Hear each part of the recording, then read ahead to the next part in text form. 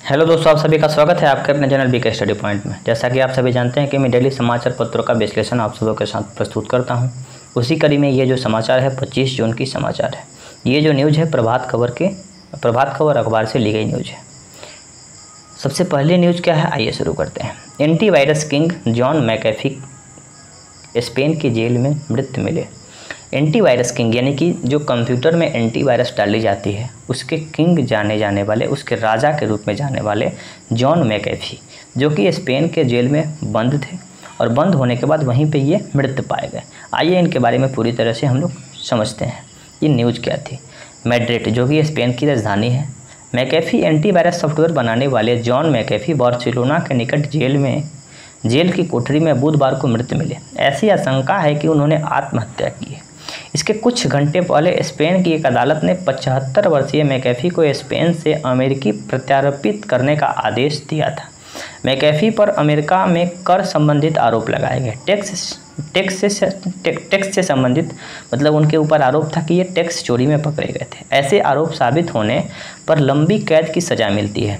इसीलिए वैसा मतलब कि कयास लगाया जा रही है कि इन्होंने आत्महत्या किया।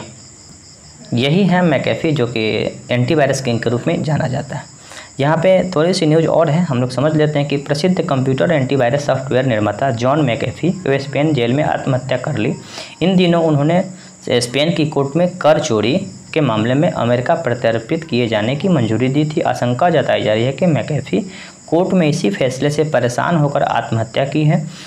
बस वही बात है, मतलब कि 2 बजे के आसपास में बुधवार को दोपहर बार्सिलोना में जेल में उन्होंने मृत पाया गया। आगे देखते हैं क्या न्यूज़ है। ये जो न्यूज़ है आइए समझते हैं कि राजनाथ ने प्रोजेक्ट सीबर्ड की समीक्षा की, पहुँचे नेवल बेस। यानी कि प्रोजेक्ट सीबर्ड क्या है, तो प्रोजेक्ट सीबर्ड क्या है कि प्रोजेक्ट कोई भी काम होने के पहले प्रोजेक्ट बनाई जाती है। सी यानी कि समुद्र, और समुद्र के बीच में नेवल बेस बनाई जा रही है। नेवी के लिए बेस बनाई जा रही है, जहाज़ को रुकने के लिए एक स्थान बनाई जा रही है। उसी के अंतर्गत राजनाथ सिंह अभी रक्षा मंत्री के रूप में कार्यरत हैं।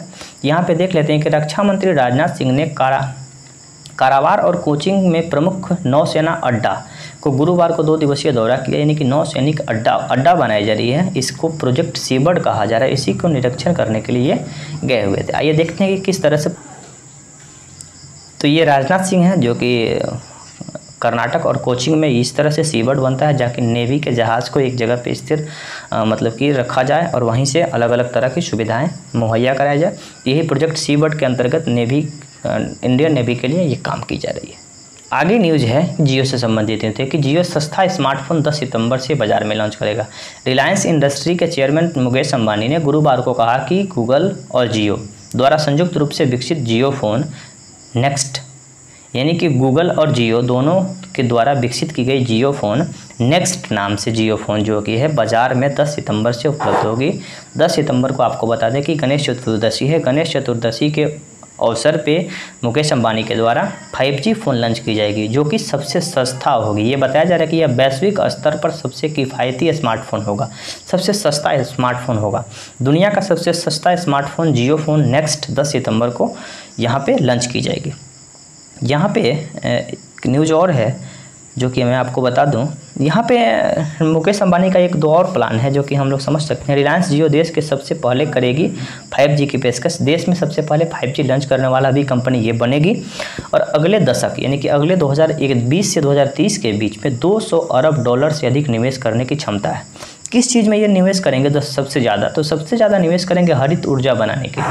हरित ऊर्जा उसको बोला जाता है कि जिससे प्रदूषण कम हो, जैसे कि सोलर सेल हुआ, हाइड्रोजन ऊर्जा हुआ, बिजली बैटरी से बनाई जाए ऊर्जा। मैन्युफैक्चरिंग को लेकर अगले 3-4 साल में मैन्युफैक्चरिंग प्लांट बनाएंगे और इससे ये ऊर्जा उत्पादन करेंगे ताकि प्रदूषण को कम किया जा सके। तो मेन मुद्दा क्या है कि सबसे सस्ता स्मार्टफोन 5G फ़ोन लॉन्च करेंगे 10 सितंबर को। आगे ये बात समझते हैं। ये न्यूज़ है बस ट्वीट या इस न्यूज़ को जानना क्या काहे के लिए है कि ट्विटर आजकल बहुत ज़्यादा कंट्रोवर्सी में है।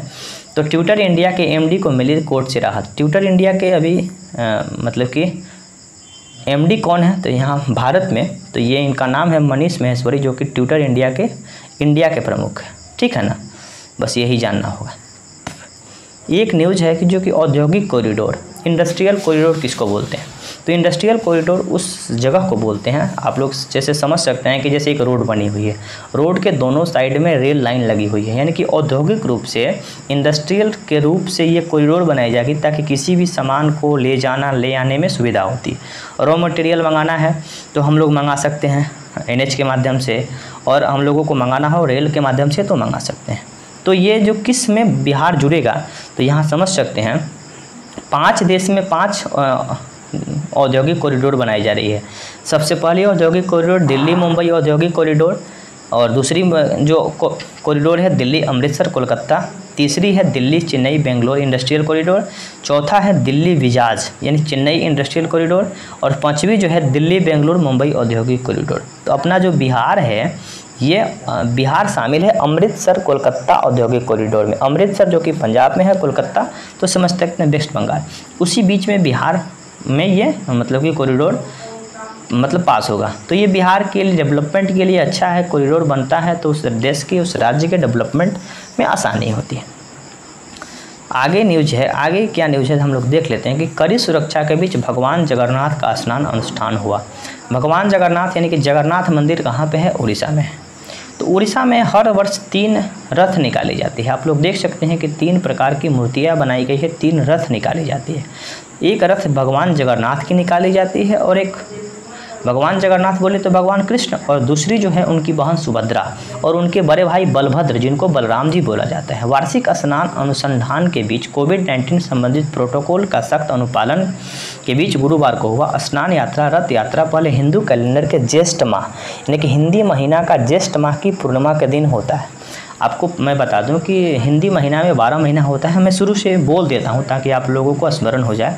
चैत बैसाख ज्येष्ठ यानी कि चैत बैसाख ज्येष्ठ आषाढ़ सावन, भाद्रपद यानी कि भादो हम लोग बोलते हैं भोजपुरी में, कुवार बोले तो कुवार को हम लोग जिस समय दुर्गा पूजा होती है, कार्तिक जिस समय छठ होता है, अगहन, पूस, माघ और फागुन। पूस को पौष भी बोला जाता है किताबी भाषा में, लेकिन ये मैं आपको बता दूं कि ज्येष्ठ माह की पूर्णिमा के दिन भगवान जगन्नाथ का जन्म दिवस भी मनाया जाता है। भगवान की मूर्तियों मंदिर के परिसर में मौजूद सोना कुआं में खींचे गए 108 घौरों में पानी से स्नान कराया जाता है।